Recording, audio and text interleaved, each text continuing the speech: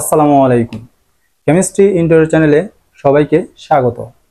আমরা আজকে আলোচনা করব বাফার দ্রবণ নিয়ে। তোমাদের যাদের বাফার দ্রবণ নিয়ে কোশ্চেন আছে বা বাফার দ্রবণ নিয়ে একটু কনফিউশন থাকো বা প্যারা খাও, ইনশাল্লাহ আজকের ক্লাস করার পর তোমাদের বাফার দ্রবণ নিয়ে আর কোনো কোশ্চেন থাকবে না, কোনো কনফিউশন থাকবে না, কোনো প্যারাও খাবা না ইনশাআল্লাহ। তো ক্লাস শুরু করার আগে তোমাদের কাছে আমার একটা রিকোয়েস্ট থাকবে যে এই ক্লাসটা একদম শুরু থেকে লাস্ট অবধি পূর্ণ কনসেন্ট্রেশন নিয়ে দেখবা। তো শুরু করি। বাফার দ্রবণ, এইটা আমি তিনটা পার্ট আলোচনা করি নর্মালি। কি কি পার্ট? প্রথম পার্টে হচ্ছে ডিসকাশন, সেকেন্ড পার্টে ডিসকাশন মানে কি, মানে এই পার্টে আমরা বাফার দ্রবণ কি, বাফার দ্রবণের প্রকারভেদ, বাফার দ্রবণের ক্রিয়া কৌশল এবং বাফার দ্রবণের যে পিএইচ সংক্রান্ত একটা হ্যান্ডারসন হেসেলবার্গ ইকুয়েশন আছে সেই ইকুয়েশনটা প্রতিপাদন। এই চারটা পার্ট আমরা করবো। এগুলা কি ভিডিও তোমরা সামনে আগাতে আগাতে এগুলো ক্লিয়ার হয়ে যাবে ইনশাআল্লাহ।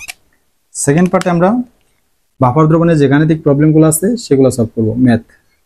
আর থার্ড পার্টে আমাদের দেহের যে ব্লাড প্লাজমা সেটাও ওয়ান কাইন্ডস অফ বাফার দ্রবণ, সেই ব্লাড বাফার সিস্টেম নিয়ে আলোচনা করব। ব্লাড বাফার সিস্টেম নিয়ে আলোচনা করব। এগুলা শুরুতে আমাদের একটু কঠিন লাগতে পারে যে কি বলতেছে, তবে সামনে আগাতে আগাতে আমরা কি করতে পারবো এগুলো বুঝে ফেলবো। তো কেন শুরুতে বললাম, যাতে তোমরা একটু ধারণা থাকে যে কি কি আলোচনা করব। ওকে, চলো। বাফার দ্রবণ, দেখো নামের মধ্যে কিন্তু একটা ওয়ার্ড দেওয়া আছে দ্রবণ। বাফার দ্রবণ কি? ওয়ান কাইন্ডস অফ সলিউশন, দ্রবণ। আমি একটা দ্রবণ আঁকাই।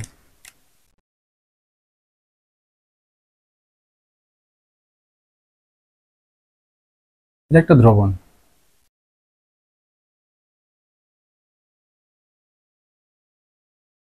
এখন তোমরা আমাকে বলো, যে কোনো দ্রবণের কয়টা অবস্থা হতে পারে? তিনটা। কি কি? এক, হয় সেটা অ্যাসিডিক, নয়তো সেটা বেসিক, অথবা সেটা কি নিউট্রাল। এই তিন কেসের বাইরে আর কোনো কেস আছে না। হয় সেটা আনে, নয় সে বামে, অথবা সেই মাঝখানে। এই তিন কেসের বাইরে আর নাই। অর্থাৎ দ্রবণ অ্যাসিডিক হইতে পারে, অথবা বেসিক হইতে পারে, অথবা নিউট্রাল। অ্যাসিডিক মানে পিএইচ 7 থেকে কম, আর বেসিক মানে পিএইচ 7 থেকে বেশি, আর নিউট্রাল মানে কি পিএইচ 7। পিএইচ কিছু না কিছু একটা আছেই। তো আমি এখানে এই দ্রবণের পিএইচ 5 ধরলাম।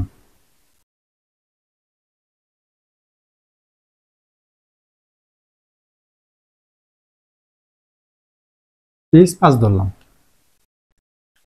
এখন তুমি যদি কি করো, এই দ্রবণে বাহির থেকে কিছু পরিমাণ অ্যাসিড ঢেলে দিলা। অ্যাসিড মানে কি? H plus. এখন এইচ প্লাস যদি ঢেলে দাও তাহলে পিএইচ এর মান কি হবে?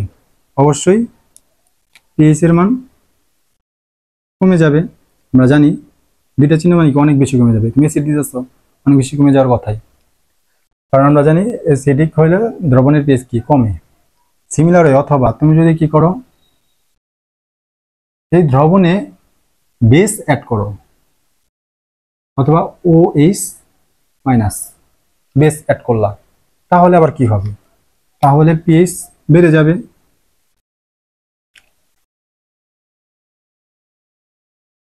পিএইচ বেড়ে যাবে। অ্যাসিড অ্যাড করলে পিএইচ কমে যাবে, আর বেস অ্যাড করলে পিএইচ বেড়ে যাবে। কেমন বেড়ে যাবে? অনেক বেশি বেড়ে যাবে যদি এটা নর্মাল দ্রবণ হয়। কিন্তু যদি এটা বাফার দ্রবণ হয় তাহলে কি হবে জানো?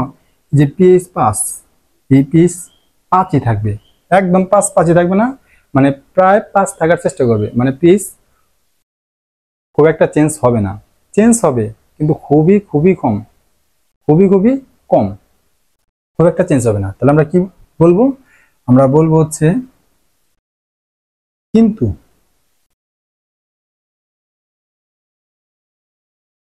PH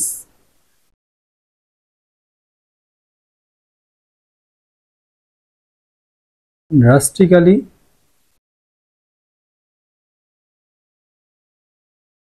not change। Drastically not change মানে কি? তুমি যখন অ্যাসিড অথবা বেস অ্যাড করতেছো, অ্যাসিড অ্যাড করলে পিএইচ কমে যাওয়ার কথা, কেমন কমে যাওয়ার কথা? অনেক বেশি। আর বেস সেট করলে পিএইচ বেড়ে যাওয়ার কথা কেমন? বেড়ে যাওয়ার কথা অনেক বেশি। কিন্তু এটা যদি বাফার সলিউশন হয় তাহলে এই কমার পরিমাণটা একদমই নগণ্য, বাড়ার পরিমাণটা বেস সেট করলে একদমই নগণ্য। মানে পিএইচ খুব বেশি পরিবর্তন হবে না, এবং একদম ড্রাস্টিক্যালি পরিবর্তন হবে না, খুবই সামান্য, খুবই সামান্য। বইয়ের পড়তে লাগে কি যে চেঞ্জ হবেই না, না চেঞ্জ হবে না, না কিছু না কিছু চেঞ্জ হবে, কিন্তু সেই চেঞ্জটা কি ভেরি স্লাইটলি, খুবই কম। আমি লিখি পিএইচ ড্রাস্টিক্যালি নট চেঞ্জ। কেমন চেঞ্জ? Very slightly change.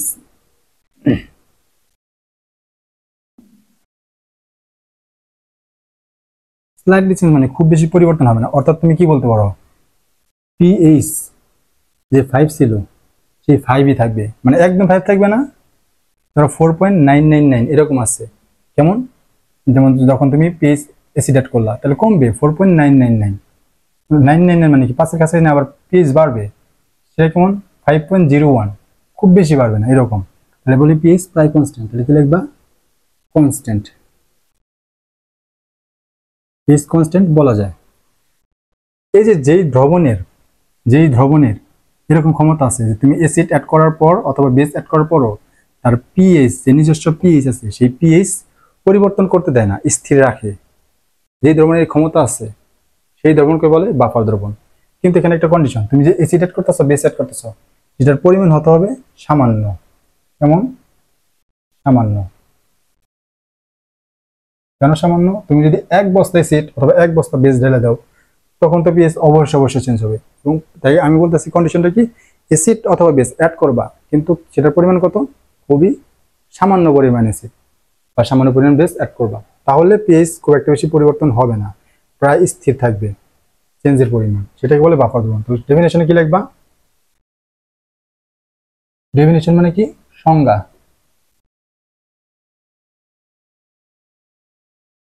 যে দ্রবণের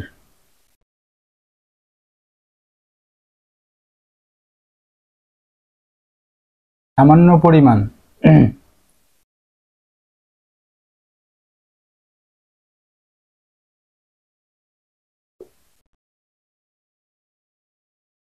অ্যাসিড অথবা ক্ষারক বা ক্ষার, তুমি যেটা বলো ক্ষারক,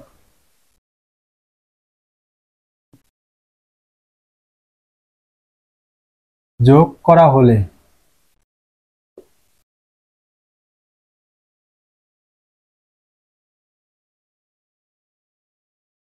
দ্রবণের পিএইচ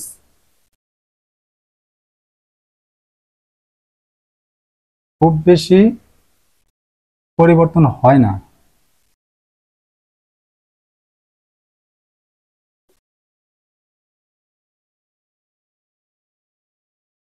প্রায় স্থির থাকে।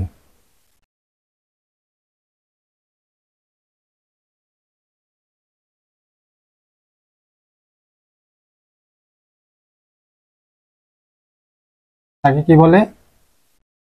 বাফার দ্রবণ।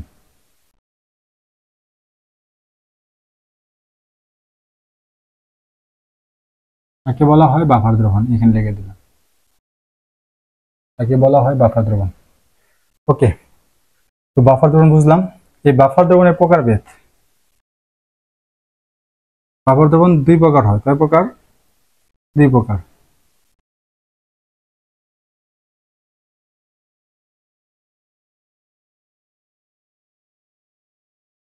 বাফার দ্রবণ 2 প্রকার হয়। কি কি? এক,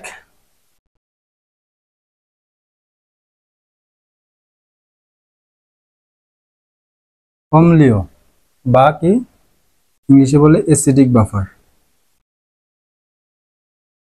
আর 2 কি? ক্ষারীয়, ইংলিশে বললে বেসিক বাফার। অম্লীয় বাফার দ্রবণ বা বেসিক বাফার দ্রবণ। নর্মাল কেস কি, মানে ধরো পিএইচ 7 আছে, সেটা তো নিউট্রাল। এই 7 থেকে যদি কম হয়, কম কত পর্যন্ত? ভালো করে লিখি একটু।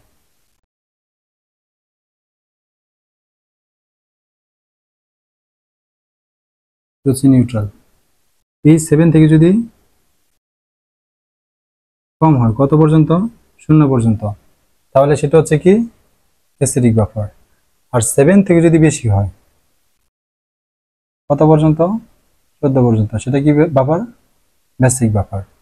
কিন্তু তোমার যদি প্রশ্নে আছে যে প্রশ্নে যদি আসে অ্যাসিডিক বাফার কি বা অম্লীয় বাফার দ্রবণ কি বা ক্ষারীয় বাফার দ্রবণ কি, তুমি এটা বলতে পারবে না, এটা বলো না যে যে দ্রবণের পিএইচ 7 থেকে 0 পর্যন্ত, মানে 7 এর আগ থেকে, 7 না সরি 7 হলে তো নিউট্রাল, 7 এর আগ থেকে ধরো 6.9 থেকে 0 পর্যন্ত সেটা হচ্ছে অম্লীয় বাফার, বা 7.1 থেকে 14 পর্যন্ত সেটা ক্ষারীয় বাফার। না, ডেফিনেশন এইভাবে দিলে হবে না। তোমার বইপত্রে যেভাবে আছে সেভাবে দেবে। বইপত্রে কিভাবে আছে যে অম্লীয় বাফার দ্রবণ আর ক্ষারীয় বাফার দ্রবণ এগুলো হচ্ছে দুইটা কম্পাউন্ডের মিক্সচার তৈরি। কোন দুইটা কম্পাউন্ডের মিক্সচার তৈরি? এখন আমরা কি করব সেটা দেখব। ওকে, তো এটা নোট করে নাও, তারপর আমরা কি করবো ওটা দেখি। আমরা দেখলাম যে বাফার দ্রবণ দুই প্রকার, এক অ্যাসিডিক বাফার সলিউশন আর দুই বেসিক বাফার সলিউশন। বাংলায় বললে অম্লীয় বাফার দ্রবণ বা ক্ষারীয় বাফার দ্রবণ। তো বাফার দ্রবণের প্রকার ভেদের আগে আমাদের জানতে হবে বাফার দ্রবণটা কিভাবে গঠিত হয়। এখন দ্রবণ মানে কি? দ্রবণ মানে হচ্ছে অ্যাট লিস্ট দুইটা কম্পাউন্ডের মিক্সচার। সিমিলার ওয়ে বাফার দ্রবণ তৈরি হয় দুইটা কম্পাউন্ডের মিক্সচারে। সেই দুইটা কম্পাউন্ডের মধ্যে একটা কম্পাউন্ড মাস্ট দুর্বল অ্যাসিড বা দুর্বল ক্ষার হতে হবে। এটা লিখে দিই।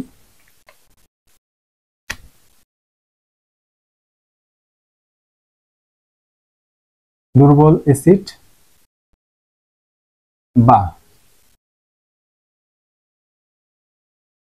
দুর্বল বেস অবশ্যই হতে হবে। দুইটা যে কম্পাউন্ড থাকে তার মধ্যে একটা অবশ্যই দুর্বল অ্যাসিড অথবা দুর্বল বেস অবশ্যই হতে হবে বাফার দ্রবণ তৈরি হওয়ার জন্য। এখন যদি দুর্বল অ্যাসিড হয়, দুইটা কম্পাউন্ডের মধ্যে একটা দুর্বল অ্যাসিড যদি হয়, তাহলে সেটাকে বলতেছি অম্লীয় বাফার দ্রবণ।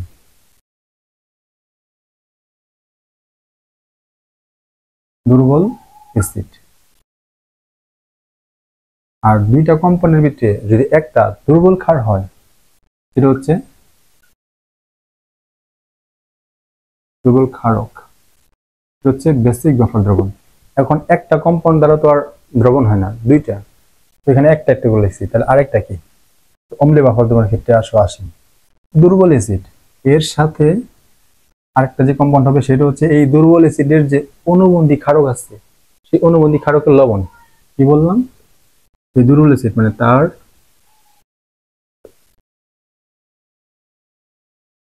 অনুবন্ধী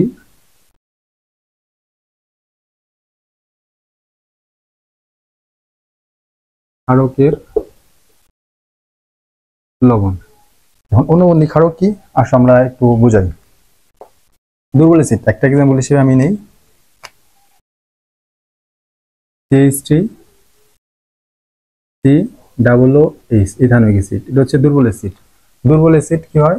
পার্শিয়ালি বিয়োজিত হয়, যেহেতু অ্যাসিড তাই কি দেবে? H+ দেবে, CH3COO-H+। এই যে সে H+ দিল, তার জন্য সে কি অ্যাসিড। এটা হচ্ছে ব্রনস্টেড লরির মতবাদ অনুসারে যে H+ দিতে পারে সে হচ্ছে অ্যাসিড, যে H+ দেয় সে হচ্ছে অ্যাসিড। সিমিলার ওয়ে যে H+ নেয় সে হচ্ছে ক্ষারক। তো যেহেতু এই যে H+ দিল তাই সে কি অ্যাসিড। সিমিলারে এই কি H+ নিতে পারে না? হ্যাঁ পারে। কিভাবে? এই যে মাইনাস আছে, এই H+ গ্রহণ করে আবার এদিকে যেতে পারে, তাই এটা হচ্ছে ক্ষারক। কিন্তু এটার স্পেশাল নাম হচ্ছে অনুবন্ধী ক্ষারক। কার? এই ইথানোয়িক অ্যাসিডের অনুবন্ধী ক্ষারক। এখন এই যে অনুবন্ধী ক্ষারক নেগেটিভ, সেইখানে যদি তুমি একটা যদি পজিটিভ ধাতু দাও, কি দিলাম? পজিটিভ ধাতু ধরো সোডিয়াম, তাহলে এটা কি হয়ে গেল? এই ইথানোয়িক অ্যাসিডের অনুবন্ধী ক্ষারকের লবণ।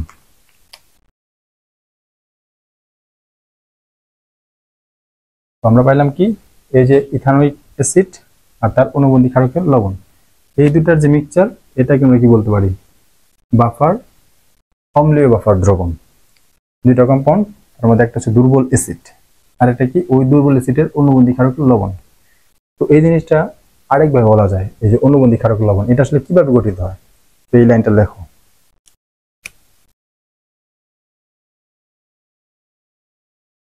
ওই দুর্বল অ্যাসিডের সাথে, ওই দুর্বল অ্যাসিডের সাথে মানে যে দুর্বল অ্যাসিডটা আমি বলতেছি ওই দুর্বল অ্যাসিডের সাথে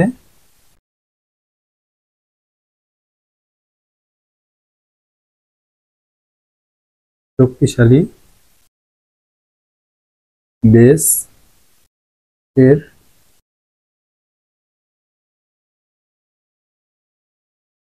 বিক্রিয়ায়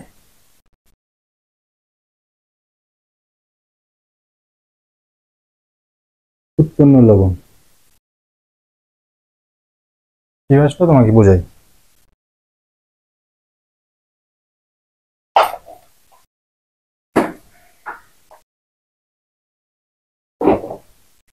দেখো আমি একটা এই যে দুর্বল অ্যাসিডটা যেটা আছে সেটা নেই।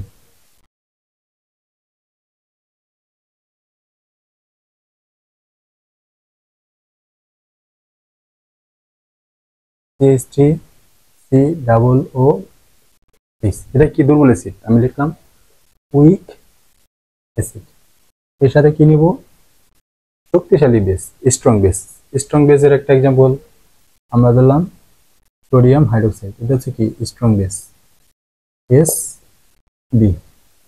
এখন এই দুইটা বিক্রিয়া করলে কি হয়, দেখো এই যে এখানে CH3COO মাইনাস মাইনাস, এটা কি প্লাস, আর এখানে সোডিয়াম প্লাস OH মাইনাস, এই যে OH আর H মিলে কি তৈরি করে, পানি।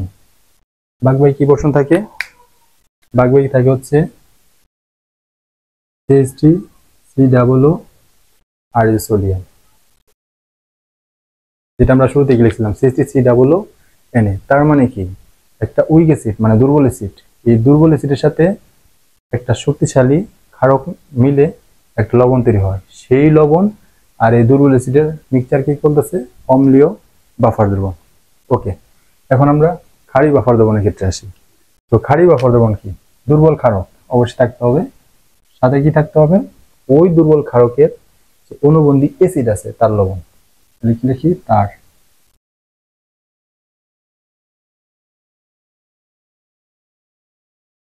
অনুবন্ধী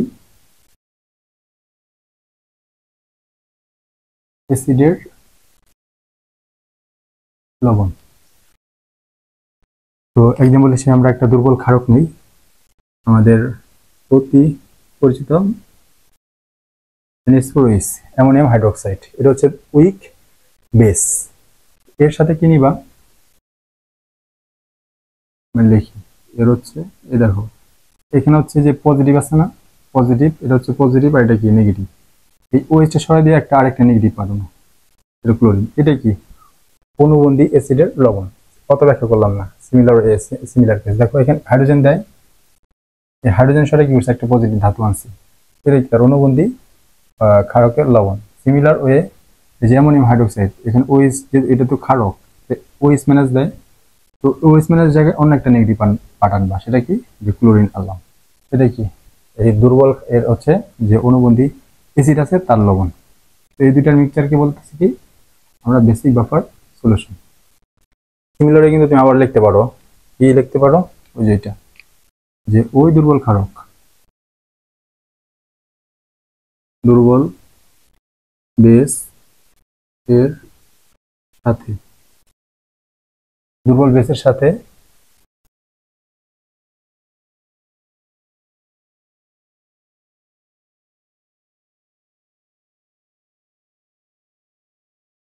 শক্তিশালী অ্যাসিড এর বিক্রিয়ায় উৎপন্ন লবণ।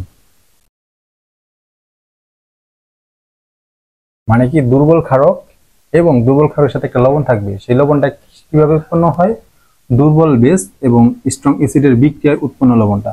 যেমন আমরা হচ্ছে বলছিলাম কিন্তু একটু আগে উদাহরণ দিলাম, দুর্বল ক্ষারক হচ্ছে অ্যামোনিয়াম হাইড্রোক্সাইড, তো লিখলাম অ্যামোনিয়াম হাইড্রোক্সাইড, এটা হচ্ছে আমাদের উইক বেস।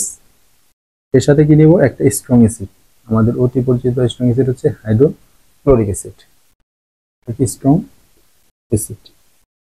এই বিক্রিয়ায় উৎপন্ন লবণটা কি, সিমিলার ভাবে OH আর হচ্ছে PH মিলা কি তৈরি করে, পানি। ভাগবে কি থাকে, অ্যামোনিয়াম ক্লোরাইড। NH4 C। তাহলে যে উইক বেস স্ট্রং অ্যাসিডের বিক্রিয়ায় যে লবণ তৈরি হলো ওই লবণটাই তো এটা, তাই না? আমাদের এই যে উইক বেস আর এই লবণের মিক্সচারকে বলা হইতাছে ক্ষারীয় বাফার দ্রবণ। তো এতটুকু আমরা হচ্ছে প্রকারভেদ আলোচনা করলাম। এখন আমরা অম্লীয় বাফার দ্রবণ আর ক্ষারীয় বাফার দ্রবণ আলাদা আলাদা সেপারেটলি একটু ডিসকাশন করব। তো দেখি, এখন আমরা অম্লীয় বাফার দ্রবণ সম্পর্কে একটু ডিটেলসে ডিসকাশন করব। তো খেয়াল করো, অম্লীয় বাফার দ্রবণ, বাফার দ্রবণটা কি? অম্লীয় মানে অ্যাসিডিক, এর মানে অ্যাসিডটা হবে কি দুর্বল, অ্যাসিডটা হবে দুর্বল। আবার বলতেছি অম্লীয় বাফার দ্রবণ, বাফার দ্রবণটা অম্লীয়, তার মানে অম্লটা হচ্ছে দুর্বল, অ্যাসিডটা হচ্ছে কি দুর্বল, নট স্ট্রং। আমাদের অবচেতন ভাবে মনে আসতে পারে যে অম্লীয় বাফার দ্রবণ তার মানে অম্লটা মেবি স্ট্রং, না, দুর্বল সবসময় ডোমিনেট করে। মনে রাখবো দুর্বল সবসময় ডোমিনেট করে এইখানে বাফার দ্রবণে, মার্ক করে দিই। তো অম্লীয় বাফার দ্রবণে একটা কম্পাউন্ড হচ্ছে দুর্বল অ্যাসিড, তার সাথে আরেকটা কম্পাউন্ড মিক্সের হিসেবে থাকবে। কোনটা? এই দুর্বল অ্যাসিডের যে অনুবন্ধী ক্ষারক আছে সেই ক্ষারকের লবণ, এই দুইটার কম্পাউন্ডের মিক্সচার হচ্ছে অম্লীয় বাফার দ্রবণ। অথবা আমরা বলতে পারি কি, যে এই যে দুর্বল অ্যাসিড, এই দুর্বল অ্যাসিডের সাথে একটা শক্তিশালী ক্ষারকের বিক্রিয়ায় যে লবণ তৈরি হয়, সেই লবণ আর এই দুর্বল অ্যাসিড দুইটার মিক্সচার কি? অম্লীয় বাফার দ্রবণ। এক্সাম্পল হিসেবে নিচ্ছি, এই যে আমরা দেখাইছিলাম আগে CH3COO, উইক অ্যাসিড, দুর্বল অ্যাসিড, সাথে কি নিলাম? স্ট্রং বেস, শক্তিশালী ক্ষারক, মিলে কি হয়েছে? একটা লবণ তৈরি হয়েছে। এই যে লবণ আর উইক অ্যাসিড, এই দুইটার মিক্সচারকে বলা হইতেছে অম্লীয় বাফার দ্রবণ। তো এখানে আমি কিছু দুর্বল অ্যাসিডের এক্সাম্পল নিই যেগুলো এমসিকিউতে আসতে পারে। দেখো, আমাদের অতি পরিচিত CH3COOH, এটা একটা কি দুর্বল অ্যাসিড, ইথানোয়িক অ্যাসিড।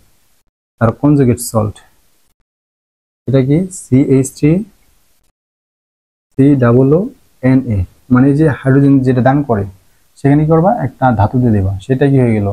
সেই অনুবন্ধী ক্ষারকের লবণটা হয়ে গেল, এভাবে মনে রাখবা। তারপর আরেকটা দুর্বল অ্যাসিড নেই, ফর্মিক অ্যাসিড, এটাও কি দুর্বল অ্যাসিড।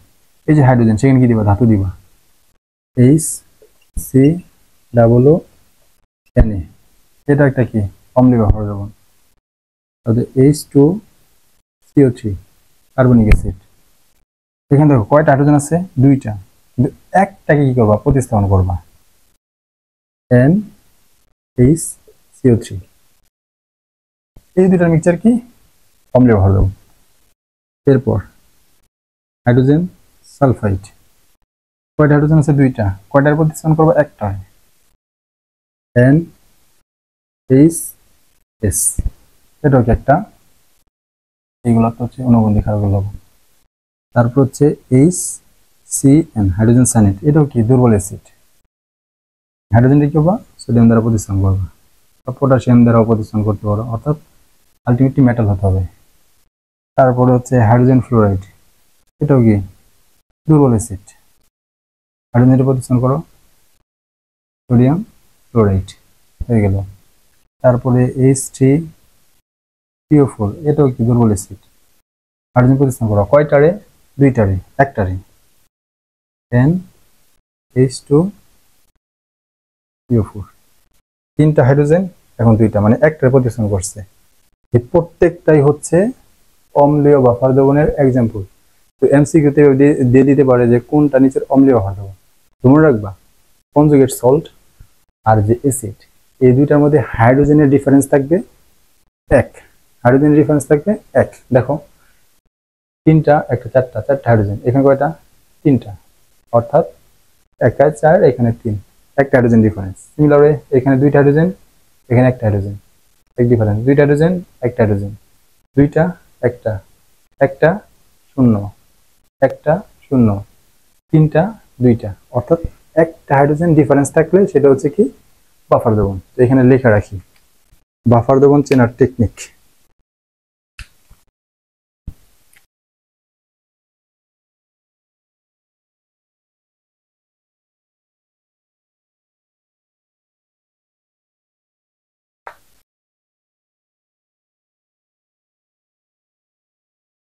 ওয়ান হাইড্রোজেন, পার্থক্য হবে দুর্বল অ্যাসিড ও লবণের মধ্যে। যে লবণটা আর যে অ্যাসিডটা, এই দুটোর মধ্যে হাইড্রোজেন পার্থক্য কত থাকতে হবে? এক থাকতে হবে। এটা হচ্ছে চেনার টেকনিক, টেকনিক নাম্বার 1। আরেকটা টেকনিক আছে, আমরা আলোচনা করব। এই যে সংজ্ঞা দিলাম যে অম্লীয় বাফার দ্রবণের ডেফিনিশন, দুর্বল অ্যাসিড তার অনুবন্ধী ক্ষারক লবণ, এটা হচ্ছে ডাইরেক্ট। এটা লিখে রাখো, ডাইরেক্ট। ইনডাইরেক্ট কি? এখানে লিখবো ইনডাইরেক্ট।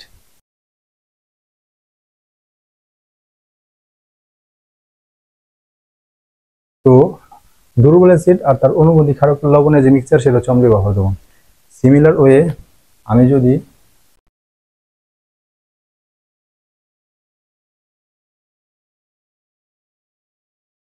দুর্বল অ্যাসিড নিলাম, যেহেতু অম্লীয় বাফার দ্রবণে দুর্বল অ্যাসিড থাকবে, সাথে কি নিলাম? সাথে শক্তিশালী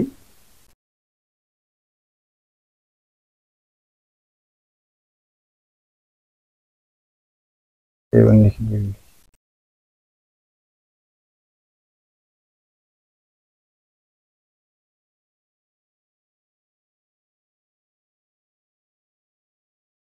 দুর্বল অ্যাসিড নিলাম, সাথে শক্তিশালী ক্ষারক নিলাম।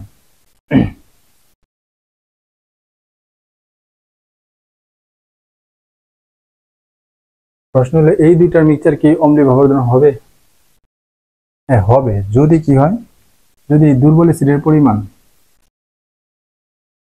বেশি হয় আর শক্তিশালী ক্ষারকের পরিমাণ কম হয়, তাহলে সেটাও কি হবে?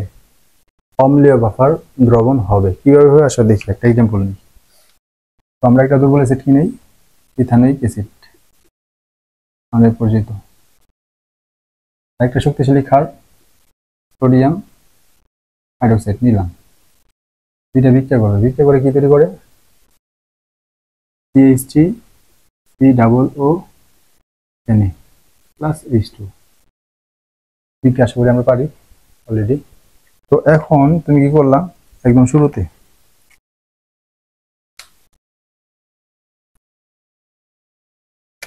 লিখি আমরা,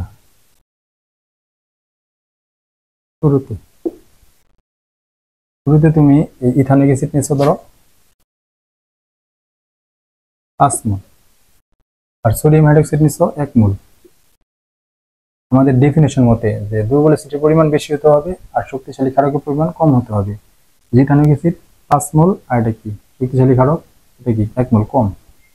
শুরুতে কি এটা থাকবে না, কারণ শুরুতে তো আর বিক্রিয়া করে নাই। তো এখন বিয়োজন পরিমাণ, সেকেন্ড স্টেপ বিয়োজন পরিমাণ,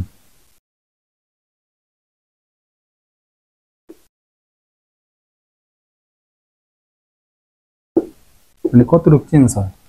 দেখো, এই ইথানোয়িক অ্যাসিড তার সামনে কত সব 1, তার মানে এটা 1, এটা কত 1 1, তার মানে এরা বিক্রিয়া করবে 1:1 এই নিয়মে। তার মানে হচ্ছে ইথানোয়িক অ্যাসিড 5 মোল বিক্রিয়া করে, সোডিয়াম হাইড্রোক্সাইডও 5 মোল বিক্রিয়া করবে। অথবা সোডিয়াম হাইড্রোক্সাইড যদি 1 মোল বিক্রি করে, ইথানোয়িক অ্যাসিড কত মোল বিক্রি করবে? 1 মোল। এটা বলে 1:1। এখন ইথানোয়িক অ্যাসিড 5 মোল যদি বিক্রিয়া করে, সোডিয়াম হাইড্রোক্সাইড 5 মোল কি আছে? নাই। তাহলে কি 5 মোল 5 মোল হবে না? তাহলে বিক্রিয়া কিভাবে হবে সেটা ডিফাইন করে কম যেটা সেটা। তাহলে এখানে 1 মোল, তার মানে সোডিয়াম হাইড্রোক্সাইড এখান থেকে 1 মোল চলে যাবে, 1 মোল চলে যাবে কোথায়? প্রোডাক্টে। এখান থেকে কতটুকু চলে যাব? 1 মোল। কেন বলছি 1:1? এটার থেকে যতটুকু সেটা থেকে ততটুকু। এখানে কত হবে? প্লাস 1 মোল, প্লাস 1 মোল। 1 মোল তৈরি হয় কেন? কারণ এই যে এর সামনে সহগ 1, পানির সামনে সহগ 1, অর্থাৎ এরাও কি 1:1। ওকে, এখন বিক্রিয়া শেষে আলটিমেটলি দ্রবণে কি আছে আমরা দেখি। আমরা বললাম রিমেইনিং, অবশিষ্ট কি আছে? রিমেইনিং। খেয়াল করো, ইথানোয়িক অ্যাসিড শুরুতে ছিল 5 মোল, সেখান থেকে 1 মোল চলে গেছে প্রোডাক্টে। আলটিমেটলি কত মোল আছে?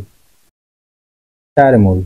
4 মোল কি আছে? ইথানোয়িক অ্যাসিড CH3 COOH, এটা হচ্ছে আমাদের কি উইক অ্যাসিড। ওকে, তারপর যে আমরা শক্তিশালী ক্ষার নিয়েছিলাম সেটা কি আর আছে? নাই, শূন্য। এক নিয়েছিলাম, এক চলে গেছে, শূন্য। এরপর শুরুতে তো লবণ ছিল না, কিন্তু লবণ 1 মোল সৃষ্টি হয়েছে, 1 মোল CH3COO Na, এটা আমাদের কনজুগেট সল্ট। তো ভাইয়া খেয়াল করো, উইক অ্যাসিড আর কনজুগেট সল্ট আলটিমেটলি আমাদের দ্রবণে আছে। তো আমরা কি বলছিলাম, এই দুইটার মিক্সচার, উইক অ্যাসিড দুর্বল অ্যাসিড আর ওই দুর্বল অ্যাসিডের অনুবন্ধী ক্ষারকের যে লবণ, এই দুইটার মিক্সচার কি বলছে? অম্লীয় বাফার দ্রবণ। তার মানে এখন আমাদের এই যে দ্রবণটা, এটা হচ্ছে কি? অম্লীয় বাফার দ্রবণ। এটা হচ্ছে অম্লীয় বাফার দ্রবণ।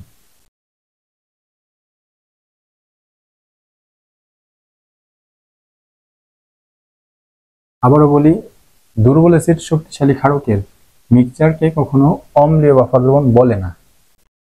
কিন্তু দুর্বল অ্যাসিড যদি বেশি নাও আর শক্তিশালী ক্ষারক যদি কম নাও, তাহলে আলটিমেটলি দ্রবণে থাকে কি? এই যে দুর্বল অ্যাসিড আর শক্তিশালী এই সেই কনজুগেট সল্টটা থাকে। আর এই দুইটার মিক্সচারকে কি বলা হয়? অম্লীয় বাফার দ্রবণ। এখন এই অম্লীয় বাফার দ্রবণের তো একটা সার্টেন পিএইচ আছে। সেই পিএইচ বের করার জন্য একটা সূত্র আছে, সেটাকে বলে হেন্ডারসন-এসেলবার্গ ইকুয়েশন। সূত্রটা লিখে দিই।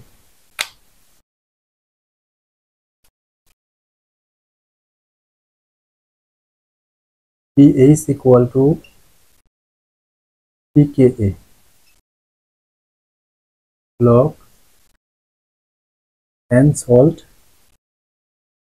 n acid। এই সূত্র ইউজ করে আমরা কি অ্যাসিডিক বাফার দ্রবণের যত ম্যাথমেটিক্স আছে এই সূত্র আমরা কি করব? ইউজ করব।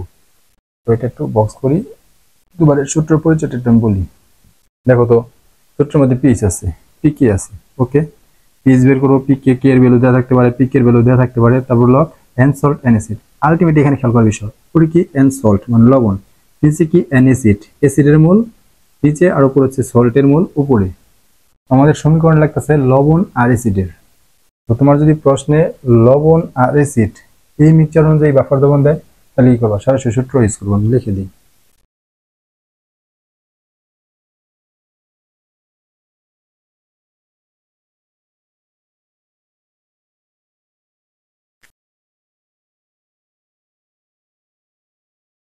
উইক অ্যাসিড প্লাস সল্ট থাকলে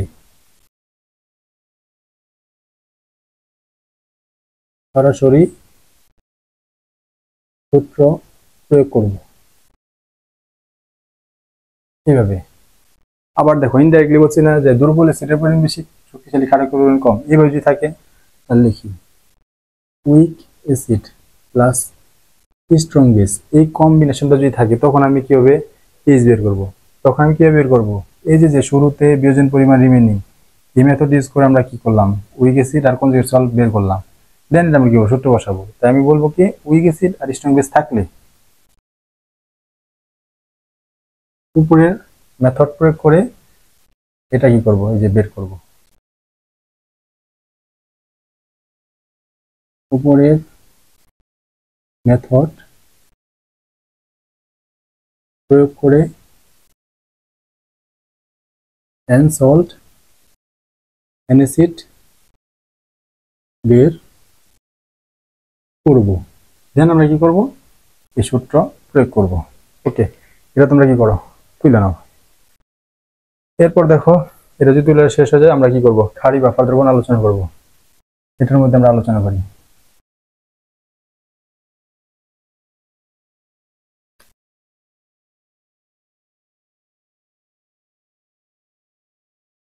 ক্ষারী বাফার দ্রবণ, বাফার দ্রবণটা কি? ক্ষারীয়। তার মানে দুর্বল কি থাকবে? ক্ষারক থাকবে। রেখে দিই, দুর্বল ক্ষারক প্লাস তার অনুবন্ধী অ্যাসিডের লবণ। একসাথে আমাদের দুইটা আলোচনা হয়ে যাবে।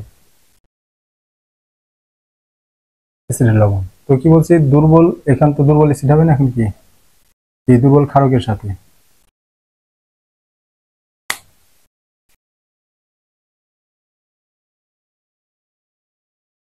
সাথে শক্তিশালী অ্যাসিডের বিক্রিয়া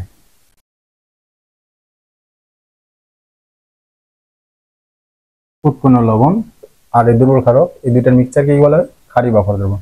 তো এখানে আমরা একটা কি নেই, এক্সাম্পল নেই।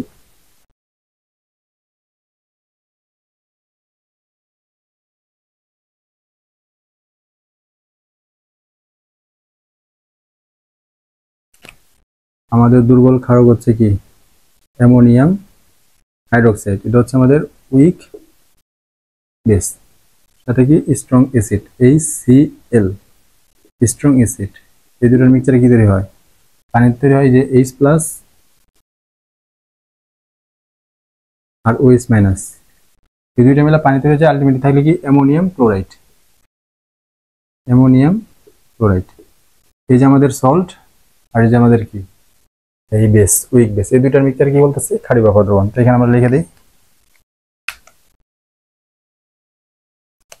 দুর্বল ক্ষারক অ্যামোনিয়াম হাইড্রোক্সাইড, সাথে থাকবে কি এর কনজুগেট সল্ট, অর্থাৎ এই ওইসে যায় কি দিবা, ক্লোরিন দিবা। এই আমাদের হয়ে গেল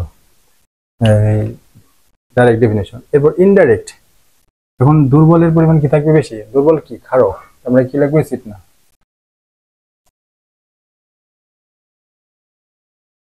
ক্ষারক, শক্তিশালী কি থাকবে অ্যাসিড।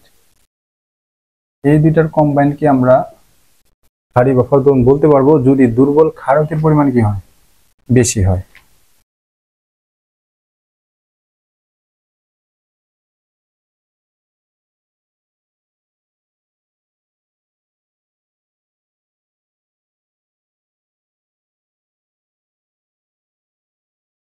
তো দেখো ভাইয়া একটা এক্সাম্পল দিই। আমাদের অতি পরিচিত দুর্বল ক্ষারক হচ্ছে অ্যামোনিয়াম হাইড্রোক্সাইড, যেহেতু একটা কি নিব শক্তিশালী অ্যাসিড HCl। আমি বলছি কি দুর্বলের পরিমাণ বেশি হতে হবে, আমি এখানে ধরো নিলাম কত 5 মোল, আর HCl নিলাম ধরো 3 মোল। আলটিমেটলি তো কম আছে, কারণ শক্তিশালী পরিমাণ কম কম আর দুর্বল পরিমাণ বেশি। এটা কি আমাদের শুরুতে, এই দুটা বিক্রিয়া করে কি তৈরি করে, অ্যামোনিয়াম ক্লোরাইড প্লাস পানি। শুরুতে এগুলো আছে না, শুরুতে তো বিক্রিয়া করে না, শূন্য শূন্য। এখন বিয়োজন পরিমাণ, আমি বলছিলাম কি কম, ওইটা অনুযায়ী কি হয় বিক্রিয়া করে, এটা কি 1:1। তো 5 সাথে বিক্রিয়া করবে, কিন্তু 5 তো নাই, 3 সাথে বিক্রিয়া করবে, অর্থাৎ এখান থেকে 3 চলে যাব, এখান থেকে কত চলে যাব 3, এখানে 3 তৈরি হবে, এখানে 3 তৈরি হবে। তাহলে আমরা বলতে পারি রিমেইনিং কত আছে, দেখো রিমেইনিং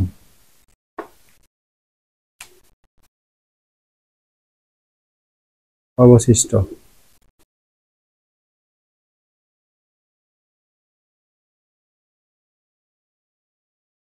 রিমেইনিং কত আছে, 5 ছিল 3 চলে গেছে, কত আছে 2 মোল। 2 মোল কি আছে NH4OH, আমাদের কি উইক বেস। এরপর যে স্ট্রং যেটা নিচ্ছে, ঠিক আছে 3 নিছিল, 3 চলে গেছে 0, আর অ্যামোনিয়াম ক্লোরাইড 3 মোল। এটা আমাদের কি কনজুগেট সল্ট। আমরা তো বলছি উইক বেস আর হচ্ছে কনজুগেট সল্ট, এই দুটার মিক্সচারকে কি বলা হয় ক্ষারীয় বাফার দ্রবণ। আমরা লিখতে পারি আলটিমেটলি আমাদের দ্রবণ এখনটা কি ক্ষারীয় বাফার দ্রবণ।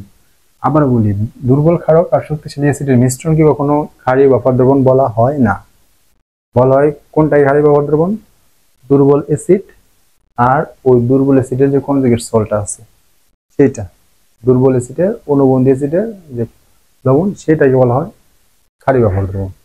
তো আমরা যদি দুর্বল ক্ষারকের পরিমাণ বেশি নিই আর শক্তিশালী অ্যাসিডের পরিমাণ কম নিই, আলটিমেটলি বিক্রিয়া শেষে আমাদের দ্রবণে এই দুর্বল অ্যাসিড আর কনজুগেট সল্টই থাকে, যেটাকে আমরা বলছি ক্ষারীয় বাফার দ্রবণ। আর ক্ষারীয় বাফার দ্রবণে যে পিওএইচ বের করব, সেটা কোন সূত্র দ্বারা, পিওএইচ, আগে ছিল পিএইচ, পিকেবি আগে ছিল পিকে, লক লক এন সল্ট, উপরে সল্ট থাকে নিচে কি থাকবে, এখন এটা বেস, তাই বেস। এগুলোর প্রতিপাদন আমরা হচ্ছে নেক্সট এতে দেখবো। যাই হোক, এটা কখন ইউজ করব, যদি আমাদের দুর্বল অ্যাসিড আর লবণ এই দুইটা থাকে, তাহলে সরাসরি সূত্র প্রয়োগ করব। উইক বেস আর সল্ট, দুইটা থাকলে সরাসরি সূত্র প্রয়োগ করব। আর যদি দুর্বল অ্যাসিড আর শক্তিশালী লিকার, উইক বেস আর strong acid, weak base strong acid থাকলে দেন আমরা কি করব, এই যে উপরের যে বিয়োজন পরিমাণ, শুরুতে বিয়োজন পরিমাণ নেবে নিই, বাট এই মেথডটা প্রয়োগ করে আমরা এই যে উইক বেস আর কনজুগেট সল্টটা বের করে ফেলবো, দেন সূত্রের মধ্যে বসে দিব। তো এই হচ্ছে আমাদের কি।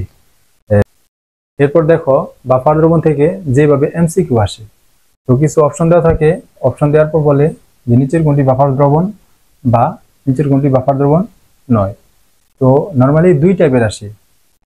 টাইপ নম্বর 1, অ্যাসিড অথবা বেস, সাথে কি থাকবে সল্ট, হয় অ্যাসিড অথবা বেস সাথে সল্ট থাকবে, অথবা অ্যাসিড প্লাস বেস থাকবে। তো এই দুই টাইপের মধ্যে আসে।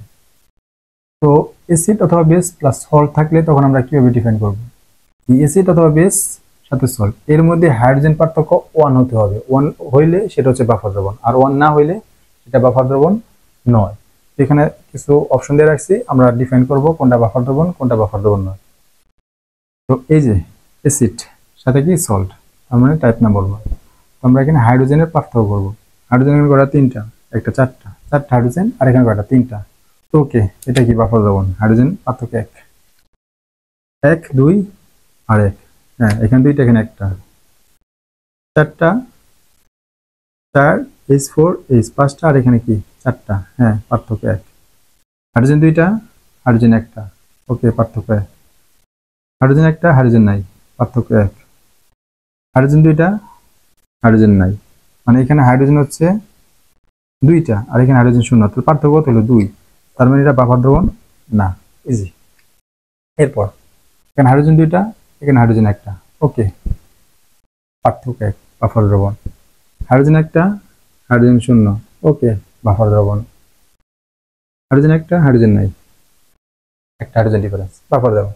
কিন্তু না, এগুলো একটাও বাফার দ্রবণ না। কেন? অ্যাসিড অথবা বেস প্লাস সল্ট থাকলেই যদি হাইড্রোজেন পার্থক্য 1 হয়ে যায় তাহলে সেটা বাফার দ্রবণ না। বাফার দ্রবণ হওয়ার কন্ডিশন কি? অবশ্যই দুর্বল অ্যাসিড অথবা দুর্বল বেস থাকতেই হবে। সালফিউরিক অ্যাসিড, এটা কি দুর্বল? না, স্ট্রং অ্যাসিড। হাইড্রোজেন পার্থক্য 1 হলেই কি আর না হলে কি? স্ট্রং অ্যাসিড থাকলে হবে না। Nitric acid strong acid, hydrochloric acid strong acid. তার মানে যদি স্ট্রং অ্যাসিড হয়, স্ট্রং অ্যাসিড অথবা বেস প্লাস সল্ট থাকলে সেটা বাফার দ্রবণ হবে না। অবশ্যই সেখানে উইক অ্যাসিড অথবা উইক বেস থাকতে হবে। ওকে, আমরা বুঝলাম টাইপ নাম্বার 1। টাইপ নাম্বার 2 খেয়াল করো, অ্যাসিড অথবা বেস কম্বিনেশন থাকে। দেখো যে acid base, acid base, acid base, acid base, acid base combination থাকলে তুমি তখন কিভাবে বুঝতে পারবা সেটা বাফার দ্রবণ না? আমরা বলছিলাম টেকনিক 1 টেকনিক 2, যে টেকনিক 2 তার মানে কি অ্যাসিড প্লাস বেস কম্বিনেশন থাকলে দুর্বলের পরিমাণ বেশি হতে হবে, অর্থাৎ যেটা দুর্বল সেটার পরিমাণ বেশি। তো এখানে অ্যাসিড নিচ্ছি আর খান নিচ্ছি, কোনটা দুর্বল? ইথানিক অ্যাসিড দুর্বল আর সোডিয়াম অ্যাসিড কি স্ট্রং। তো দুর্বলের পরিমাণ কি হতে হবে? বেশি হতে হবে। তো এখানে দেখো এটা 1 মোল, এটা 1 মোল, না সমান সমান হবে না। Ethanoic acid weak acid, sodium acid strong base. Strong base হচ্ছে 1 মোল আর উইক অ্যাসিড হচ্ছে 2 মোল, হ্যাঁ বেশি হওয়ার সম্ভাবনা না হবে। উইক অ্যাসিড 1, স্ট্রং বেস 2, না বাফার দেবো না। 1 3, উইক অ্যাসিড 1 মোল, স্ট্রং বেস 3 মোল, স্ট্রং এর পরিমাণ বেশি হবে না, এটা তো হবে না সমান সমান, তাহলে কোনটা হবে? এটা। আশা করি এই দুই টাইপের বাইরে এমসিকিউ বাফার দ্রবণ থেকে ওরকম আসে না। আর ম্যাথমেটিক্স তো আমরা দেখবই, যে ম্যাথমেটিক্স এমসিকিউ আসে ওটা আমরা আলাদা সলভ করব। তো এটা তুলে নাও তোমরা। এরপর আমরা আলোচনা করব বাফার ক্রিয়া বা বাফার অ্যাকশন। বাফার ক্রিয়া বা বাফার অ্যাকশন জিনিসটা আসলে কি? আমরা জানি বাফার দ্রবণে যদি সামান্য পরিমাণ অ্যাসিড অথবা বেস অ্যাড করা হয় তাহলে বাফার দ্রবণের যে পিএইচটা থাকে সেই পিএইচ আহামরি পরিবর্তন হয় না, প্রায় স্থির থাকে বলে চলে। এখন বাফার দ্রবণ কোন প্রক্রিয়ায় বা কোন মেকানিজমে, কোন কৌশলে সেখানে অ্যাসিড বেস অ্যাড করার পরও তার পিএইচটা স্থির রাখে, পরিবর্তন করতে দেয় না, সেটা কি বলে? বাফার ক্রিয়া বা বাফার অ্যাকশন। যেটা এখন আমরা আলোচনা করব। আলোচনা করার পূর্বে আমাদের একটা ছোট্ট বেসিক আলোচনা করতে হবে। সেই বেসিকটা কি দেখো, এটা ধরো পানির একটা solution.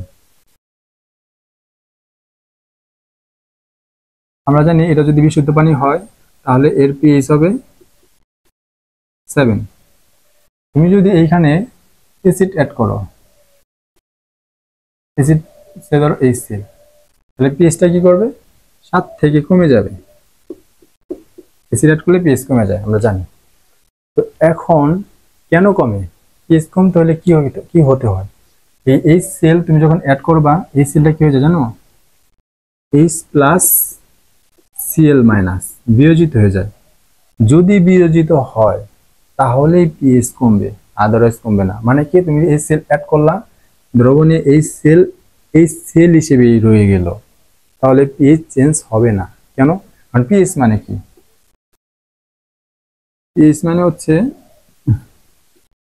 Minus log H plus, মানে হাইড্রোজেন আয়নের ঘনমাত্রাটাই পিএইচ কি করে, ডিটারমাইন করে। এখন হাইড্রোজেন আয়নের ঘনমাত্রা চেঞ্জ হইলে পিএইচ চেঞ্জ হবে।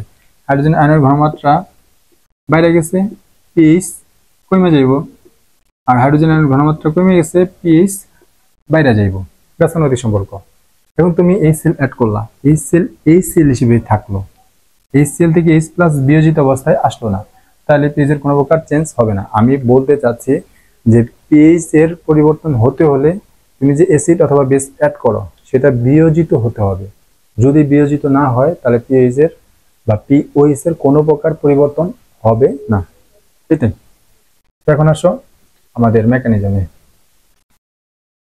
তো অ্যাসিডিক বাফার আমরা নিই, আমাদের অতি পরিচিত CH3COOH, এটা কি উইক অ্যাসিড, উইক অ্যাসিড। এর সাথে কি থাকবে, একটা কনজুগেট সল্ট, আমাদের পরিচিত কনজুগেট সল্ট। এটার কি, এই যে হাইড্রোজেন জায়গায় কি দেব আমরা, সোডিয়াম দিব, সোডিয়াম দিব। এখন এই যে ইথানোইক অ্যাসিড আর এই কনজুগেট সল্ট, এই দুইটার মিশ্রণকে কি বলা, অ্যাসিডিক বাফার। এখন অ্যাসিডিক বাফার সলিউশনে এগুলো আসলে কিভাবে থাকে, এই ইথানোইক অ্যাসিড হচ্ছে দুর্বল, দুর্বলের কারণে এটা পার্শিয়ালি বিয়োজিত হয়, মানে আংশিকভাবে। বহুমুখী চিহ্ন দিবা,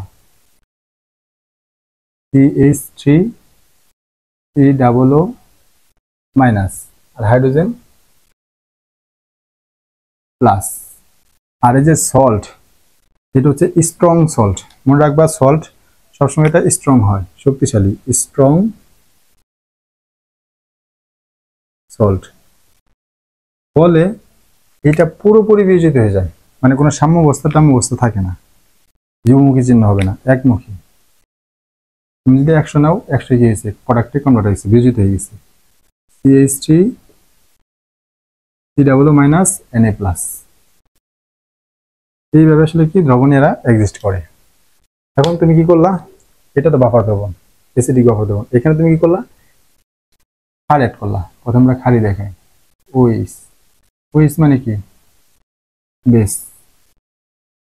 ক্ষারক অ্যাড করলা। এখন অ্যাড করার ফলে এই ওএইচ কি করবে, এখানে পজিটিভ আয়ন কোনটা, H প্লাস সাথে মিলে তৈরি করবে H2O।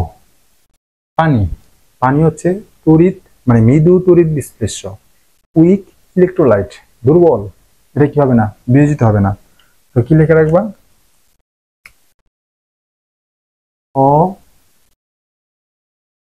অবিয়োজিত।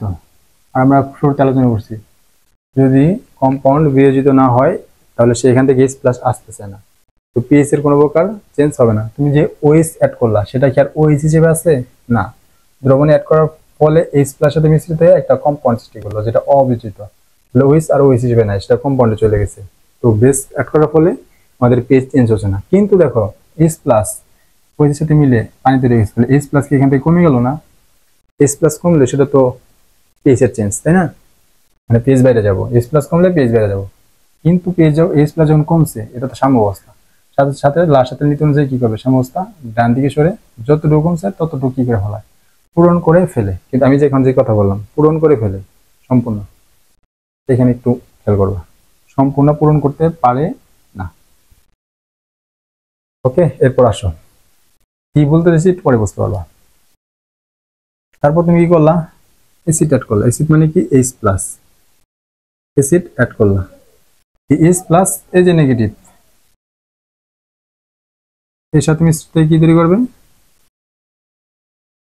CH3 COOH। ফলে এটা কি দুর্বল অ্যাসিড না, এটা হচ্ছে উইক অ্যাসিড। আর উইক অ্যাসিড সবসময় কি মানে উইক অ্যাসিড খুব একটা বিয়োজিত হতে চায় না, এটাও কি অবিয়োজিত।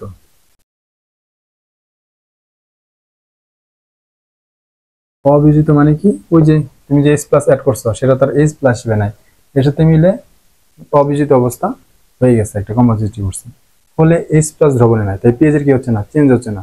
কিন্তু কথা হলো কি, এই যে উইক অ্যাসিড যে তৈরি হইলো, তাহলে এইখানে কি সাম্যাবস্থা এটা পরিমাণ বেড়ে গেল না, আর সাম্যাবস্থার পরিমাণ যদি বাইরে যায় রিঅ্যাক্টেন্টে, তাহলে সাম্যাবস্থা কোন দিকে চলে যায়, ডান দিকে। ডান দিকে গেলে H প্লাস আর বাড়বে না, তার মানে হ্যাঁ সাম্যাবস্থা ডান দিকে যাবে, কিন্তু খুব একটা বেশি যাইতে পারবে না। কেন, এটা উইক অ্যাসিড, এটা উইক অ্যাসিড, তাই সাম্যাবস্থাটা কি খুব একটা দিকে যাইতে পারে না, ওই লার সাথে নিউট্রন যাই, H প্লাস খুব একটা বাড়ে না। তো আমি বলতে চাইতেছি যে H প্লাস অথবা OH মাইনাস অ্যাসিড অথবা বেস তুমি যদি অ্যাড করো, সেটা কি হয়ে যায় একটা কম্পোজিটিভ আর অবিজিত, তো পিএইচ চেঞ্জ হয় না। কিন্তু সাম্যাবস্থায় এদিক সেদিক হওয়ার কারণে পিএইচ কি হয়, স্লাইটলি চেঞ্জ হয়, মানে পুরোপুরি যে চেঞ্জ হয় না, এটা ভুল। এটা কি লিখবা, পিএইচ স্লাইটলি চেঞ্জ। ওকে, আশা করি বুঝছো। না বুঝলে আবার আমার কথাটা একটু মনোযোগ দিয়ে শোনা ট্রাই করো। এরপর আসি বেসিক বাফার, আমাদের অতি পরিচিত অ্যামোনিয়াম হাইড্রোক্সাইড। এটা কি, এটা হচ্ছে উইক বেস, এর সাথে কি থাকবে, কনজুগেট সল্ট। কনজুগেট সল্ট কোনটা, ওই যে জায়গায় একটা অন্য একটা নেগেটিভ পার্ট দিবা, ক্লোরিন। এই লবণ আমি বলছি কি, লবণ সবসময় কি শক্তিশালী, কি লিখবা, স্ট্রং সল্ট।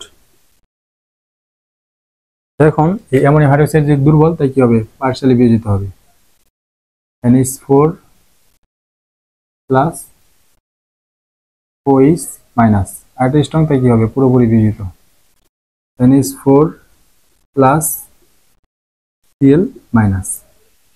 তো তুমি এটা তো বেসিক বাফার সলিউশন, এখানে তুমি কি করতেছো, একটা অ্যাসিড অ্যাড করতেছো H প্লাস, এটা কি আমরা বলছি H প্লাসটা আমরা অ্যাসিড বলবো, অ্যাসিড অ্যাড করতেছো H প্লাস কার সাথে মিলিত হবে, OH মাইনাসের সাথে মিলিত হয়ে কি তৈরি করবে, পানি।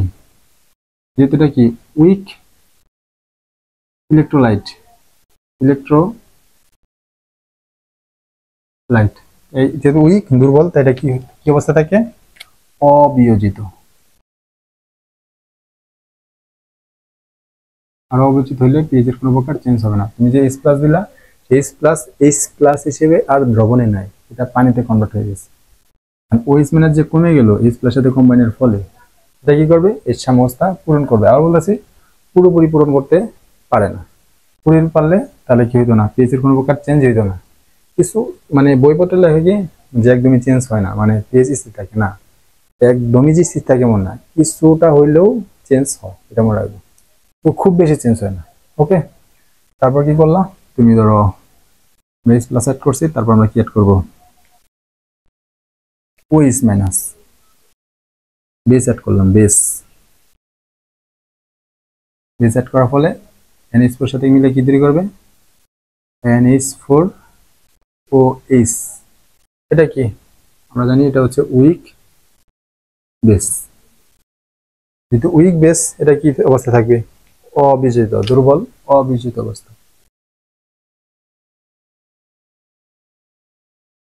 অবিয়োজিত হইলে কি হবে, এই যে ওএইচটা কি হইতেছে না, কিন্তু ছাপতেছে না, পিএইচ এর কোনো প্রকার চেঞ্জ হবে না। কিন্তু এই যে অ্যামোনিয়াম হাইড্রোক্সাইড বেড়ে গেল, সাম্যাবস্থাটা বেড়ে গেছে, কোন দিকে যাবে, এদিকে, তাহলে OH মাইনাস কি আবার তৈরি হইতেছে না, তৈরি হইতেছে, কিন্তু খুব বেশি তৈরি হবে না, কারণ সাম্যাবস্থাটা কিসের, উইক বেসের, ওরকম স্ট্রং না, তাই এইদিকে খুব একটা যাইতে পারে না, তাই ওএইচ এর আহামরি তৈরি হয় না। তো এখানেও কি পিএইচ লিখবা প্রায় স্থির, একদম পুরোপুরি স্থির না, প্রায় স্থির। তো এই হচ্ছে আমাদের অ্যাসিডিক আর বেসিক বাফার দ্রবণের মেকানিজম। যদি না বুঝো আমার কথাগুলো, তুমি কি করো, আবার একটু ভিডিওটা দেখার ট্রাই করো, ইনশাল্লাহ বুঝবা। বাফার দ্রবণের যে গাণিতিক প্রবলেমগুলো আছে ওইগুলো সলভ করার জন্য আমাদের একটা ইকুয়েশন লাগে। সেই ইকুয়েশনটা হচ্ছে হেন্ডারসন হেসেলবার্গ ইকুয়েশন। তো এখন আমরা সেই ইকুয়েশনটাই প্রতিপাদন করা শিখব। তো এখানে আমি শুধুমাত্র অ্যাসিডিক বাফার দ্রবণের জন্য প্রতিপাদনটা করব। সিমিলার ওয়েতে তোমরা হচ্ছে বেসিক বাফার দ্রবণ যে সলিউশন আছে সেটার জন্য কি করতে পারবা, প্রতিপাদন করতে পারবা একদম ইজি সিমিলার ওয়েতে। তো খেয়াল করো, এখানে আমি দুইটা কম্পাউন্ডের মিক্সচার নিচ্ছি। একটা হচ্ছে ইথানোয়িক অ্যাসিড যেটা দুর্বল অ্যাসিড, এবং তার অনুবন্ধী ক্ষারকের যে লবণ সোডিয়াম ইথানোয়েট বা সোডিয়াম অ্যাসিটেট। তো এই দুটার মিক্সচারকে কি বলে, অ্যাসিডিক বাফার সলিউশন আমরা জানি, যদি আমরা দেখে আসছি, তাই না। তো ইথানোয়িক অ্যাসিড সেটা কি, দুর্বল অ্যাসিড। দুর্বল অ্যাসিড মানে কি, এটা দ্রবণে আংশিকভাবে বিয়োজিত হয়, আংশিকভাবে বা পার্শিয়ালি ডিসোসিয়েট হয়। আর আংশিকভাবে মানে কি, আংশিকভাবে হচ্ছে যে এটা ও-মুখী চিহ্ন দিবা, একমুখী না। দেন বিয়োজন করো, CH3 C double O minus H plus, সাইডে লেখো আংশিকভাবে বিয়োজিত, আংশিক ভাবে বিয়োজিত, বা তোমরা ইংলিশে লিখতে চাইলে লেখো পার্শিয়ালি ডিসোসিয়েট। ওকে, এই আংশিকভাবে বিয়োজিত এটার মানে কি, মানে এটা আমরা বুঝি। ধরো বিক্রিয়ার শুরুতে একদম যখন 0 সেকেন্ড, তখন ধরো তুমি এটা কত নিছো, 50 মোল। এখন শুরুতে তো এটা বিয়োজিত হয় না, মানে তুমি দিছো, দেওয়ার সাথে সাথে বিয়োজিত না, 0 সেকেন্ড, তখন এটা কি 0 0। একটা সার্টেন টাইম যাওয়ার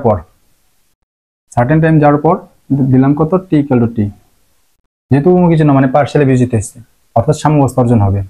সার্টেন টাইম যাওয়ার পর এটা ধরো 49.90 মোল হয়েছে, 50 থেকে 49.90 মোল। তার মানে কত মোল বিয়োজিত হয়েছে, 50 থেকে 49.90, 50 থেকে 49 বিয়োগ করা কত আসে, 0.1, অর্থাৎ 0.1 মোল বিয়োজিত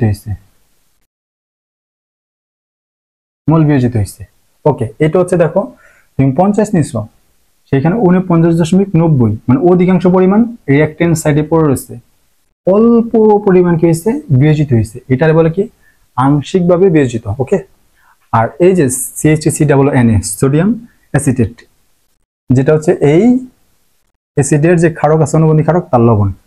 তো এই লবণগুলো হচ্ছে স্ট্রং, অর্থাৎ স্ট্রং ইলেকট্রোলাইট, শক্তিশালী তড়িৎ বিশ্লেষক। এগুলো কমপ্লিটলি বিয়োজিত হয়ে যায়, মানে পুরোপুরি সম্পূর্ণ বিয়োজিত হয়ে যায়, ডিসোসিয়েট হয়ে যায়।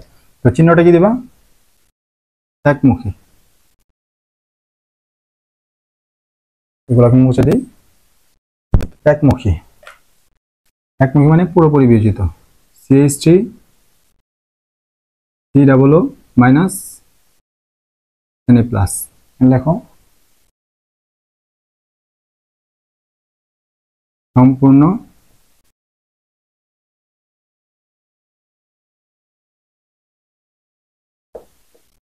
বিয়োজিত।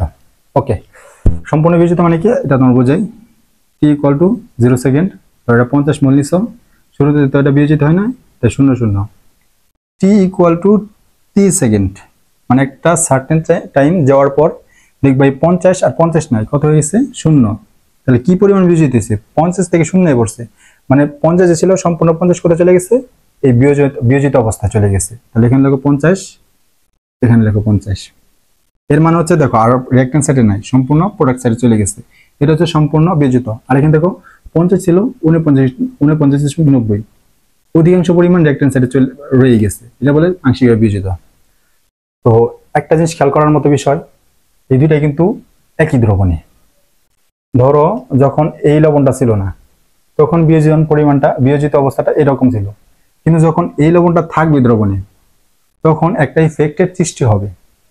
সেই ইফেক্টের নাম হচ্ছে common ion effect. Common ion effect কেন, দেখো সাম্যাবস্থায় যে একটা লবণ আছে, একটা আয়ন আছে, নেগেটিভ আয়ন, এটা কি CH3 COO মাইনাস, এখানে কি আছে CHT C double O minus, তাহলে কমন আয়ন। এই সাম্যাবস্থায় যদি বাহির থেকে কোনো আয়ন প্রদান করা হয় বা সেই দ্রবণে এমন কোনো আয়ন আছে যেটাই সাম্যাবস্থা আয়নের সাথে মিলে যায়, সেটা বলে কমন আয়ন। এই কমন আয়নের ফলে একটা ইফেক্টের সৃষ্টি হয়। কি ইফেক্ট? কি ইফেক্ট হচ্ছে, দেখো আমরা জানি লা সাতিলীয় নীতি অনুযায়ী যে প্রোডাক্টের ঘনমাত্রা যদি বাইরে যায়, সাম্যাবস্থা কোন দিকে যায়? রিঅ্যাকট্যান্ট সাইডে। তবে এটা একটা সাম্যাবস্থা না? এই সিএইচটিসি ডাবল ও মাইনাস 0.1 মোল বিয়োজিত হয়েছিল, কিন্তু দেখো সিএইচটিসি ডাবল ও মাইনাস দ্রবণে বাইরে গেছে, অর্থাৎ এর পরিমাণ বাইরে গেছে। তাহলে সাম্যাবস্থা কোন দিকে মুখ করা শুরু করবে? এই দিকে। তাহলে 0.1 মোল যে বিয়োজিত হয়েছিল, এই বিয়োজন পরিমাণটা আরো কমে যাইব। তার কারণে এই কমন আয়ন ইফেক্টের কারণে। তাহলে ধরো এটা কত হইলো? 0.01। এটা ধরে নিই আমাদের জাস্ট কমে গেছে। এটাও 0.01 হলে এটাও কত হবে? 0.01। কেন? মানে বিয়োজন পরিমাণ সেম হবে, এটার সামনে 1, এটার সামনে 1, 1:1। এটা আমরা লিখি কমন ইফেক্টের জন্য। মোল কিসের জন্য? Common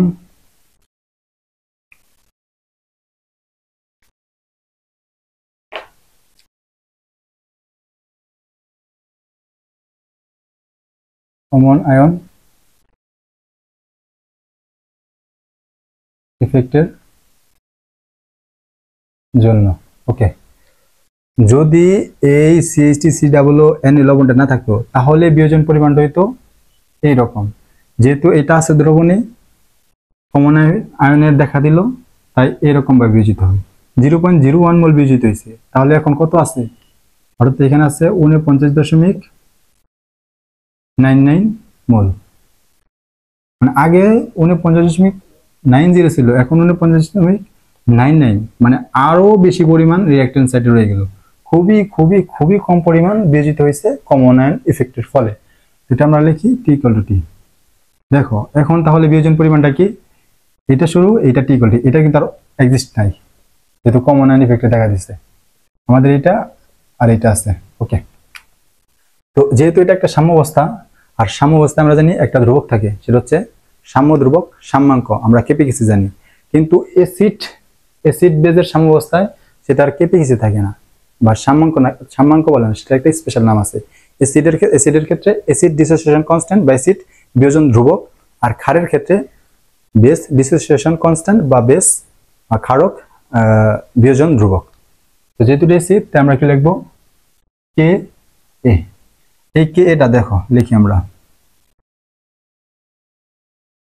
K A equal to কি লেখা যায়? আমরা জানি উপরে থাকে উৎপাদ, নিচে থাকে প্রোডাক্ট। উৎপাদ কি? CHT double minus H plus, CHT C double O minus H plus, আর নিচে কি? Reactant CHT C double H.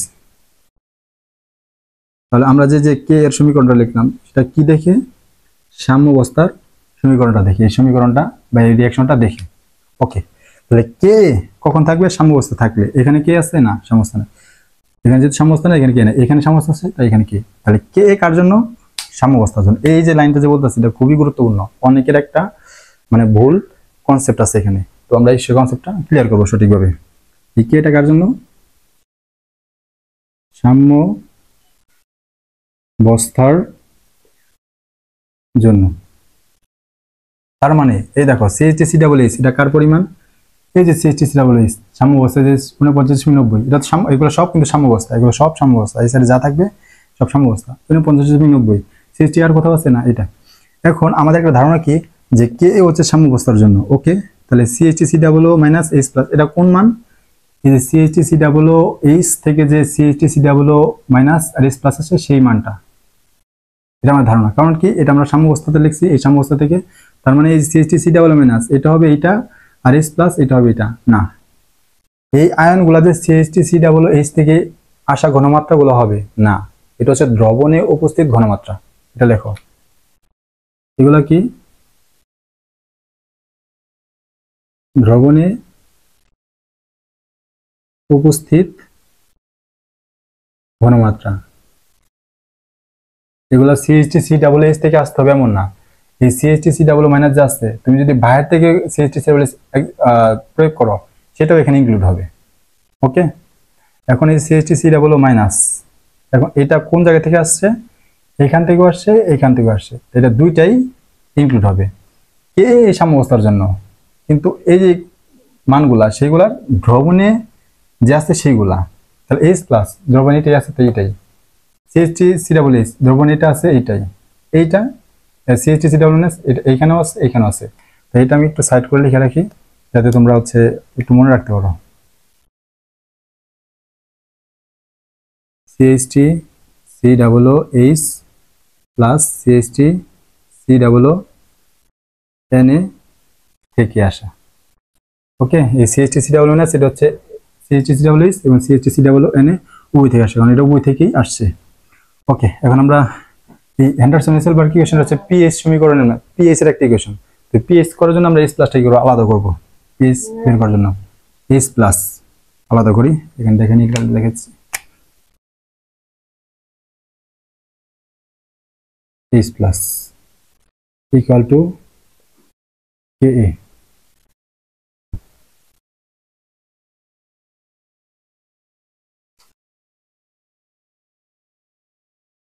CHT C double O H CHT C double O minus.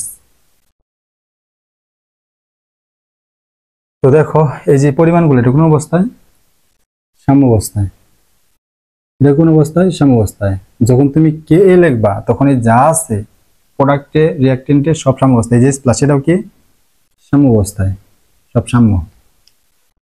এখন খেয়াল করার মতো বিষয়, এই সিএইচটি সি ডাবল এইচ এটা কি উইক অ্যাসিড, আর উইক অ্যাসিড কি হয়, আংশিকভাবে বিয়োজিত হয়, আংশিকভাবে বিয়োজিত হয়, এমনিতে আংশিকভাবে বিয়োজিত হয়, মানে 0.1 খুবই কম পরিমাণ বিয়োজিত ছিল, তার উপর কমন আয়ন ইফেক্টের ফলে সেটা আরো কমে গেছে, এটা লিখছি। তার উপর কমন আয়নের ফলে বিয়োজিত বিয়োজিত হয় না বলে চলে, একদম বিয়োজিত হয় না বলে চলে। তাহলে বিয়োজিত না হলে কি বলা চলে, যে দেখো 50 এলো, এখান থেকে কত আছে 49.99, 50 আর 49.99 এর মধ্যে খুব একটা ডিফারেন্স আছে না। তাহলে শুরু আর সাম্যাবস্থায় যে পরিমাণ প্রায় সিমিলার, আমি কি করতে পারি, আমি লিখতে পারি K equal to CHT C double O H, কি লিখতে পারি, শুরু লিখতে পারি, কারণ শুরুর পরিমাণ আর সাম্যাবস্থার পরিমাণ কি সেম। ওকে, তারপরে খেয়াল করো CHT C double O minus সাম্যাবস্থায়, সাম্যাবস্থা মানে কি এটা এটা দুটো ইনক্লুড হবে। এখন এই সিএইচটি সি ডাবল মাইনাস এটা হচ্ছে এই সিএইচটি সি ডাবল এইচ থেকে আসে, CHT C double N A থেকে আসে, কিন্তু CHT C double N A এটা কিভাবে বিয়োজিত হয়, কমপ্লিটলি সম্পূর্ণ বিয়োজিত হয়। ফলে এই CHT C double O H থেকে যে আসে সেটার পরিমাণটা কি খুবই কম, 0.01, এতই কম এটা আমি কি করতে পারি, নেগলেক্ট করতে পারি, যে খুবই এই সিএইচটি সি ডাবল এইচ থেকে যে আসে সেটা খুবই সামান্য পরিমাণ আসে, নেগলিজিবল। আর এইখান থেকে দেখো 50 ছিল, 50 এসে বসছে, এখানে আর নাই। ওকে, তাহলে আমি ধরে নিতে পারি সিএইচটি সি ডাবল এইচ সম্পূর্ণ আসে থেকে এই লবণ থেকে, এবং এই সাম্যাবস্থায় যে 50 আছে, সাম্যাবস্থা কেন এটা রাখবি না ভাই, এটা আমি বলছি এটার মধ্যে এক্সিস্ট করতেছে সাম্যাবস্থায়, বললাম না যেগুলো দ্রবণ উপস্থিত ঘনমাত্রা, এটা হচ্ছে সাম্যাবস্থার মধ্যে ইনক্লুড হবে। সাম্যাবস্থা কত আছে 50, এবং এই যে এটা আমি নেগলেক্ট করছি 50, আর এই 50টা দেখো যেই লবণ থেকে আসছে CHT C double N A তার যে শুরু 50 সেম, তাই CHT C double O minus সাম্যাবস্থায় এটার পরিমাণ 50, আর সিএইচটি সি ডাবল এন লবণের যে শুরুর পরিমাণ সেম। আমি এখানে কি লিখতে পারি, সিএইচটি সি ডাবল মাইনাস থেকে CHT C double O N A লিখতে পারি, এই দুইটা পরিমাণ প্রায় সেম, এই যে লিখছি সিএইচটি সি ডাবল ও যে সাম্য, CHT C double O N A শুরু, এই দুটা সেম। তাহলে আমি কি লিখবো, এখানে শুরু লিখবো। এরপর এই লাইনটা লিখি H plus, H plus K A, দেখো তো CHT C double O H শুরু, এই সিএইচটি সি ডাবল এইচ মানে কি অ্যাসিড, আমরা লিখলাম অ্যাসিড, এগুলো কোন অবস্থায়, এখন শুরুর অবস্থায়, অ্যাসিডের ঘনমাত্রা শুরুতে। আর এই যে সিএইচটি সি ডাবল এন এটা কি লবণ, আমরা কি লিখবো সল্ট। এই যে ঘনমাত্রা যে নেওয়া হইতেছে লবণ অ্যাসিড, এগুলো কোন অবস্থায়, শুরু, আমি আর শুরু এগুলো বারবার লিখবো না, মনে রাখবে এটা শুরুর অবস্থায়। ওকে, এখন তুমি কি করতে পারো, এখন আমি যদি মাইনাস লগ ওই পাশে অ্যাড করি পিএইচ আনার জন্য, কারণ পিএইচ মানে একটু আগে লিখে নেই, মাইনাস লগ অ্যাড করবা এইচ প্লাস মাইনাস লগ কে, গুণ আছে যদি মাইনাস যোগ করতে এমনি গুণের নিয়ম অনুযায়ী প্লাস আসবে, কিন্তু আমি তো মাইনাস লগ অ্যাড করতেছি, তাই মাইনাস দিবা লগ, উপর থাকে অ্যাসিড নিচে থাকে সল্ট।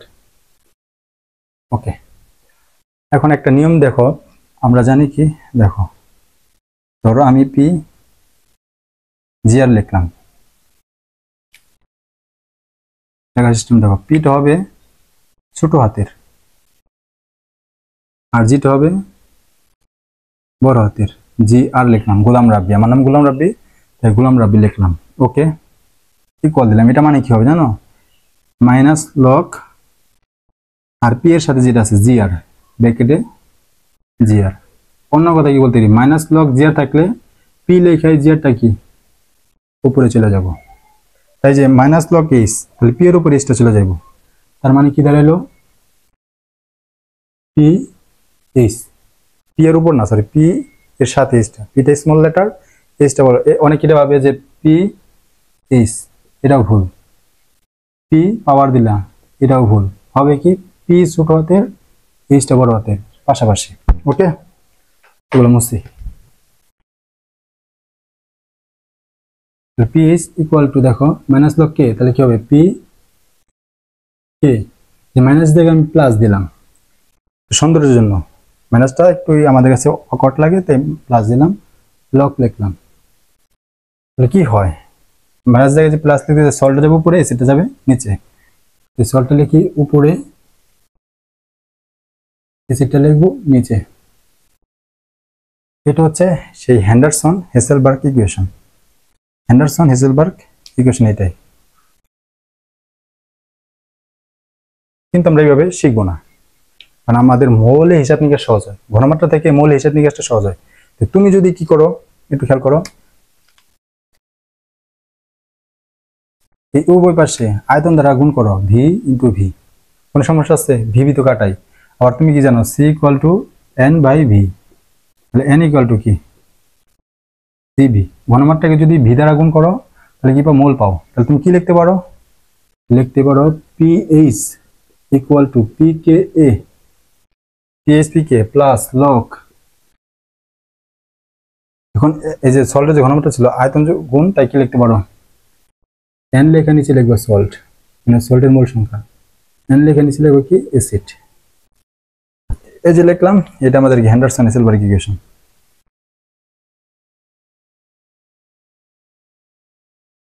এটা হচ্ছে অ্যাসিডের জন্য, এটা কিসের জন্য অ্যাসিডিক বাফার।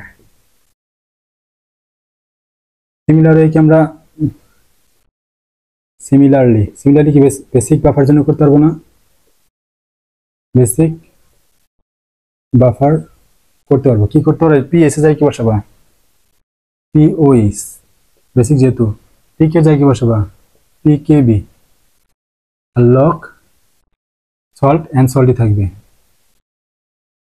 আর এন এসিডে যায় কি হিসেবে এন বেস,